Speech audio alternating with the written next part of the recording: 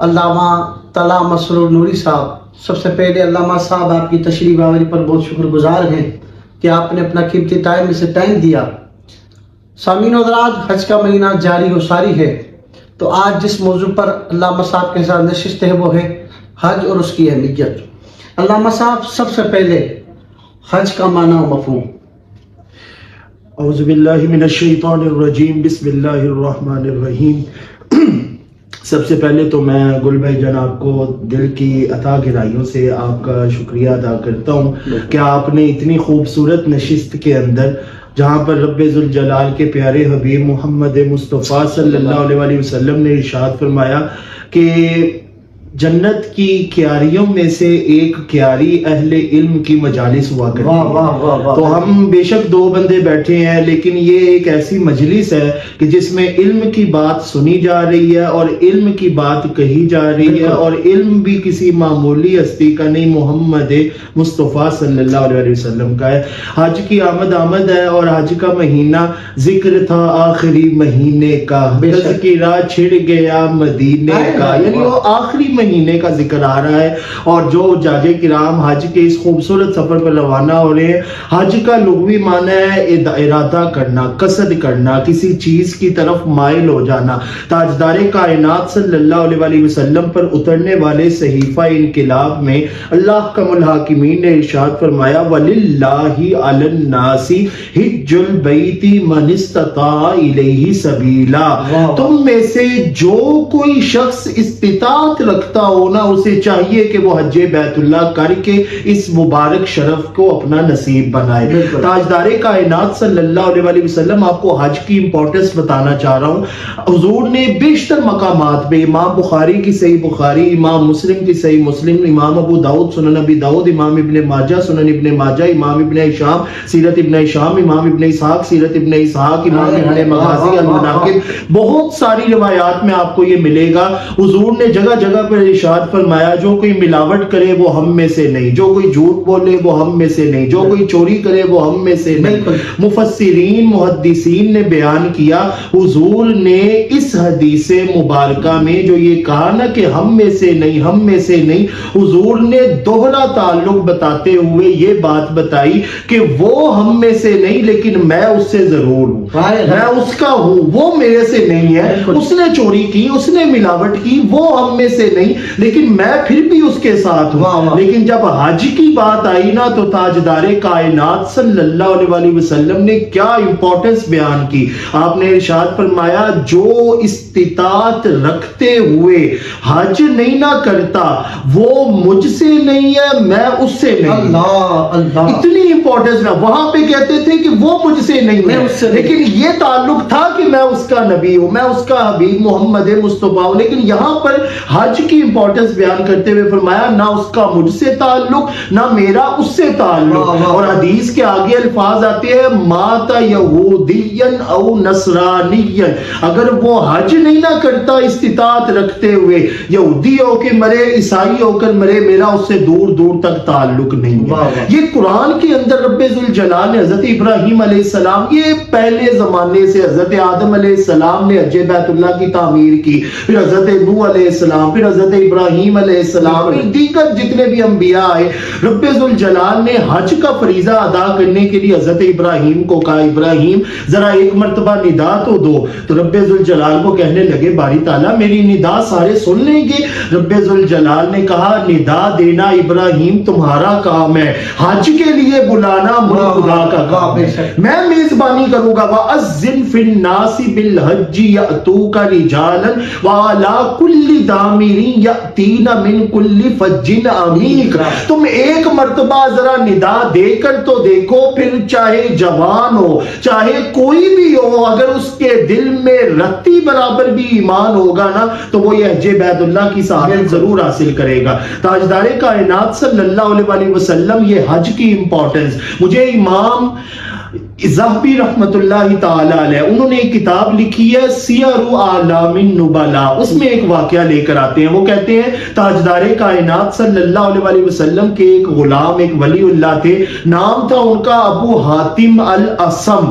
ابو حاتم الاسم وہ رحمت اللہ تعالی علیہ وہ نا اپنے گھر والوں کے ساتھ بیٹھے ہوئے تھے. انہوں نے کہا میرا دل کرتا ہے میں اس سال حج کروں.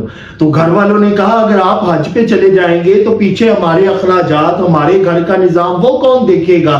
تو اب یہ ساری ڈسکشن ہو رہی تھی نا، تو کمال جائے وہ دور بھی تو کمال کا تھا نا، ولی اللہ لوگ تھے، ان کی اولاد بھی دین محمدی صلی اللہ علیہ وسلم پر چلنے والی. ان کی چھوٹی سی بیٹی بیٹھی تھی، اس نے تڑپ کر کہا، اس نے کہا آپ بابا جان حج پر جائیں، ہمارے لیے اللہ کافی ہے نا، ہمارے لیے اللہ کافی ہے. چھوٹی بچی تھی. باپ نے کہا چلے ٹھیک ہے. ابو حاتم الاسم رحمت اللہ تعالی علیہ حج پر گئے. اور میں آپ کو بتانا چاہتا ہوں یہ وہ حج ہے، یہ وہ اتنی پاکیزہ عبادت ہے کہ تاجدار کائنات نے فرمایا تھا کہ جو حج کر کے پلٹ کر واپس آتا ہے نا، اور اس نے کوئی لغویات نہیں کی ہوتی، کوئی اس نے غلط کام نہیں کیا ہوتا، حج کر کے آئے تو کہتے ہیں وہ گناہوں سے اس طرح پاک ہو جاتا ہے جس طرح اس کی ماں نے اس کو آج کے دن ہی پیدا کیا ہوتا ہے. امام حسن مجتبی رضی اللہ تعالیٰ عنہ 25 حج آپ نے پیدل چل کر ادا فرمائے ہیں. 25 حج. یہ کیا ذوق تھا، یہ کیا شوق تھا. امام ابو حاتم الاسم کہتے ہیں مجھے اپنی بیٹی کی بات بڑی دل کو لگی. میں نے کہا ٹھیک ہے میں حج پہ چلا جاتا ہوں. آپ نے اپنا ساز و سامان اکٹھا کیا، آپ حج پر چلے گئے. پیچھے سے نا اب بادشاہ تھا، وہ ایک سفر پہ جا رہا تھا اس وقت کا، اس کو پیاس لگی، پانی ختم ہو گیا. قدرتی طور پر رب کا معاملہ یہ ہوا کہ وہ جہاں پر اس کا سٹے ہوا تھا نا، وہ گھر امام ابو حاتم الاسم رحمت اللہ تعالی علیہ کا تھا. اس کو پانی کی پیاس لگی، اس نے گھر سے پانی طلب کیا، انہوں نے پانی دیا. بادشاہ نے پانی پینے کے بعد کہا یہ گھر والوں کا میرے پہ احسان ہوا ہے، اب جب تک ان کے والد نہیں آ جاتے میں ان کو سارا ان کے گھر کے معاملات، ان کے گھر میں کھانے کا راشن وہ سارا میں مہیا کروں. امام ابو حاتم الاسم آئے اور آ کر جب سارا ماجرا دیکھا تو ان کی زوجہ نے بتایا یہ معاملہ ہوا تھا. اور جب کھانا کا سارا ساز و سامان آ رہا تھا نا تو ان کی چھوٹی بیٹی سر سجدے میں رکھ کر رونے لگ گئی. والدہ نے آ کر کہا بیٹی اب کیوں روتی ہو، سارا ساز و سامان آ تو گیا. کہا اس مولا کا شکر ادا نہ کروں جس کے وسیلے سے یہ سارا کرم ہو رہا ہے. حج کی وسیلے اگر وہ یہ سوچتے کہ حج پہ چلا جاؤں گا، پیچھے سے فیملی کا کیا ہوگا، پیچھے سے سارا گھر کا نظام کیسے چلے گا، اخراجات کیسے پورے ہوں گے، تو حج ادا نہیں ہونا تھا. حج ادا کرنا. اور کئی لوگوں نے قربانی، اچھا میں قربانی اس بات پہ اپنی گفتگو مکمل کرتا ہوں، قربانی کا بھی آمد ہے. آپ کو بتاؤں کہ قربانی اور حج آپس میں کس طرح منسلک ہے، یہ جدا نہیں ہے، جڑے ہوئے. اپنے بدن، اپنی جان، اپنے مال کو قربان کرے نا تو تب حج کے معیار تک بندہ پہنچتا ہے. قربانی نہ ہو تو انسان حج نہیں کر سکتا. حج کرنے کے لیے اپنا نفس مارنا پڑتا ہے. تبھی مسند احمد کی روایت ہے، تاجدار کائنات نے فرمایا جب بندہ سواری پر سوار ہونے لگتا ہے نا، ملائکہ اعلان کر کے کہتے ہیں مبارک ہو، تیرا سارا مال بھی رب نے قبول کر لیا، تیری ساری جد و جہد بھی رب نے قبول کر لی، تیرا حج بھی رب ذوالجلال نے قبول کر لیا ہوا ہے. میں اس بات پر اپنی گفتگو مکمل کروں گا کہ قربانی سے حج تک بندہ کس طرح پہنچتا ہے. ایک بندے نے نا سوچا کہ میں جو نا یہ بنی اسرائیل کے دور کا، اس نے کہا میں نا ایک کرتا ہوں حج میں نے کرنا ہے. اب حج کرنا ہے، اب حج کس طرح کرنا ہے، اس نے ساری پلاننگ کی، اس نے ساری سیونگز کی. اب وہ حج کرنے کے لیے تھا لیکن اس کو پتا چلا اس کو شیخ اکبر محی الدین ابن العربی رحمت اللہ تعالی علیہ انہوں نے اپنی کتاب فتوحات المکیہ میں اس واقعہ کو نقل کیا ہوا ہے. کہتے ہیں میں نے سوچا، میں نے کہا میں نے اب حج کرنا ہے. اب حج کے لیے اس نے سارا ساز و سامان تو دیکھ لیا لیکن اس نے کہا کہ اب پیسے بھی میں نے جمع کیے. اب حج کرنا تھا لیکن ایک غریب کی ضرورت مند، اس کو ضرورت تھی پیسوں کی. انہوں نے سارے پیسے اس کو دے دیے حج کے لیے جو جمع کیے تھے، سارے پیسے اس کو دے دیے اور سوچتے رہے کہ اب میں تو حج کرنا تھا یہ وہ. جب سارے حاجی حج کر کے واپس آ گئے نا تو آ کے ان کو مبارکباد دے، مبارک ہو تمہارا حج ہو گیا ہے، مبارک ہو. اس کو آ کے مبارکباد دے. بولے حج تو میں نے کیا نہیں، تو مجھے کہاں کی مبارکباد. تو آگے سے کہتے ہیں آپ کے ساتھ میری ملاقات عرفات میں نہیں ہوئی تھی، مینا میں نہیں ہوئی تھی، مزدلفہ میں نہیں ہوئی تھی، جمرات پہ نہیں ہوئی تھی، صفا و مروہ پہ نہیں ہوئی تھی، مقام ابراہیم پہ نہیں ہوئی تھی. انہوں نے کہا میں نے تو حج کیا ہی نہیں. بعد میں خواب کے اندر نبی پاک صلی اللہ علیہ وسلم کی زیارت زیارت نصیب ہوئی، آپ نے مل کر ملاقات کر کے کہا کہ تمہاری یہ ادا جو تم نے غریب کو اپنے پیسے کو قربان کر کے حج پر نہ جا کے اس کی ضرورت کو پورا کیا ہے نا، رب ذوالجلال کو اتنی پسند آئی ہے کہ تمہاری شکل کا فرشتہ رب ذوالجلال نے حج کے لیے پیدا کر دیا، وہ کیا، وہ حج کرتا تھا، اس نے جتنے بھی مناسک ادا کیے اس کا ثواب رب ذوالجلال نے تمہارے نامہ اعمال میں منتقل کیا ہے۔ اگر انسان قربانی کے ذوق اور جذبہ اور شوق دل میں رکھ کر حج کی طرف راغب ہونا تو پھر رب ذوالجلال اس کو کہاں سے اٹھا کر کہاں کی بلندی۔ علامہ صاحب حج کا مقصد کیا ہے، مقاصد کیا ہے؟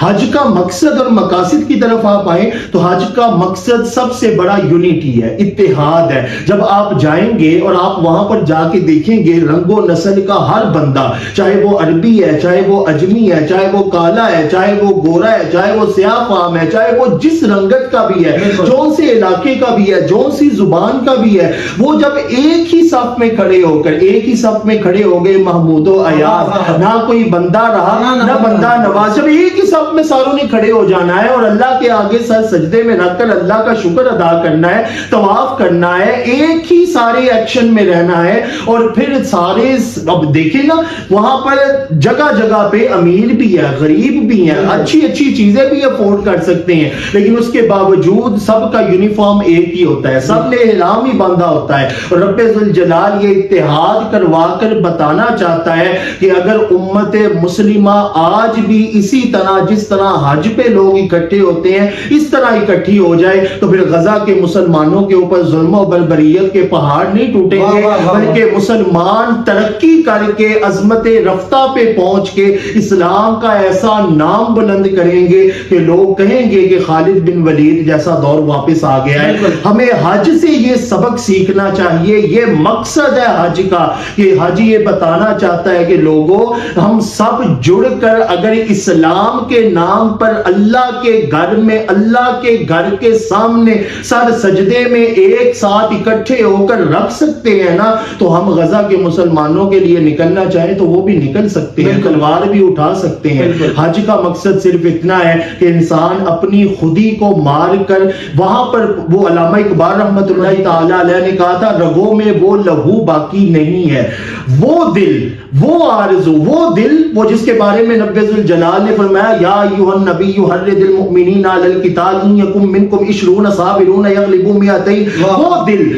وہ آرزو باقی نہیں ہے۔ نماز و روزہ و قربانی و حج، علامہ کہتے ہیں نماز بھی ہے، روزہ بھی ہے، زکات بھی ہے، حج بھی ہے، سب کچھ ہے۔ نماز و روزہ و قربانی و حج یہ سب باقی ہیں، تو باقی نہیں ہے۔ تو ان سے جڑا تو ہوا ہے لیکن جڑ کر بھی جڑ نہیں رہا۔ جب تو ان کے ساتھ اپنی میں کو مار کر حقیقی معنوں میں جڑے گا نا تو پھر یہ تجھے وہاں پر پہنچا دیں گے کہ جہاں پر پہنچ کر سارے تمہارے نیچے ہوں گے اور تم ان سب کے اوپر اسلام کے ساتھ حکومت کر رہے ہیں۔ کو قربان کر کے حج پر نہ جا کے اس کی ضرورت کو پورا کیا ہے نا، رب ذوالجلال کو اتنی پسند آئی ہے کہ تمہاری شکل کا فرشتہ رب ذوالجلال نے حج کے لیے پیدا کر دیا، وہ کیا، وہ حج کرتا تھا، اس نے جتنے بھی مناسک ادا کیے اس کا ثواب رب ذوالجلال نے تمہارے نامہ اعمال میں منتقل کیا ہے۔ اگر انسان قربانی کے ذوق اور جذبہ اور شوق دل میں رکھ کر حج کی طرف راغب ہونا تو پھر رب ذوالجلال اس کو کہاں سے اٹھا کر کہاں کی بلندی۔ علامہ صاحب حج کا مقصد کیا ہے، مقاصد کیا ہے؟ حج کا مقصد اور مقاصد کی طرف آپ آئیں تو حج کا مقصد سب سے بڑا یونیٹی ہے، اتحاد ہے۔ جب آپ جائیں گے اور آپ وہاں پر جا کے دیکھیں گے رنگ و نسل کا ہر بندہ، چاہے وہ عربی ہے، چاہے وہ اجمی ہے، چاہے وہ کالا ہے، چاہے وہ گورا ہے، چاہے وہ سیاہ فام ہے، چاہے وہ جس رنگت کا بھی ہے، جون سے علاقے کا بھی ہے، جون سی زبان کا بھی ہے، وہ جب ایک ہی صف میں کھڑے ہو کر ایک ہی صف میں کھڑے ہو گئے محمود و ایاز، نہ کوئی بندہ رہا نہ بندہ نواز، جب ایک ہی صف میں ساروں نے کھڑے ہو جانا ہے اور اللہ کے آگے سر سجدے میں رکھ کر اللہ کا شکر ادا کرنا ہے, طواف کرنا ہے, ایک ہی سارے ایکشن میں رہنا ہے. اور پھر سارے اب دیکھیں نا وہاں پر جگہ جگہ پہ امیر بھی ہے, غریب بھی ہیں, اچھی اچھی چیزیں بھی افورڈ کر سکتے ہیں, لیکن اس کے باوجود سب کا یونیفارم ایک ہی ہوتا ہے, سب نے احرام ہی باندھا ہوتا ہے.